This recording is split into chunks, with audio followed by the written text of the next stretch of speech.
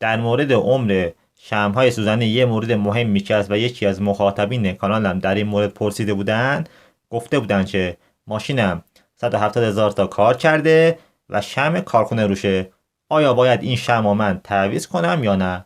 چون دیروز من یه ویدیو توی کانالم گذاشته بودم و یادم رفته بود در این مورد توضیح بدم و چون خیلی این مسئله مهم بود گفتم دوباره یه ویدیو دیگه ازش بسازم. ببینید شمع‌های سوزنی عمر زیاد دارن، ولی یه نکته که هست و کارشناسا توصیه میکنن اینه که شمع‌های سوزنی رو باید هر 100,000 مایل یا 160,000 کیلومتر تعویض کرد، هر چقدرم سالم باشه از لحاظ ظاهری، چون اینا در اثر کارکرد در مرور زمان گپ یا فاصله بین دو تا الکترود زیاد میشه که من یه نمونه نشون بدم بهتون. این شمعی که آوردم ببینید، دقیقا ببینید این الکترود بغلی منفیه، این وسطی هم مثبت. فاصله بین این دوتا رو منفی و مثبت رو میگم بهش گپ.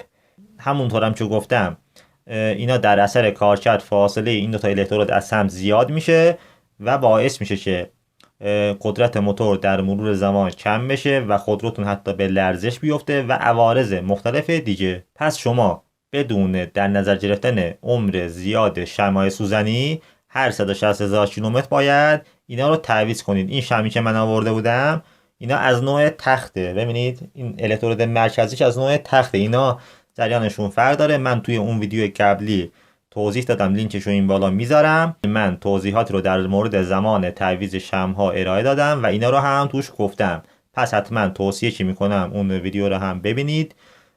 منتظر ویدیوهای بعدی از کانال من باشید. فعلا تا بعد.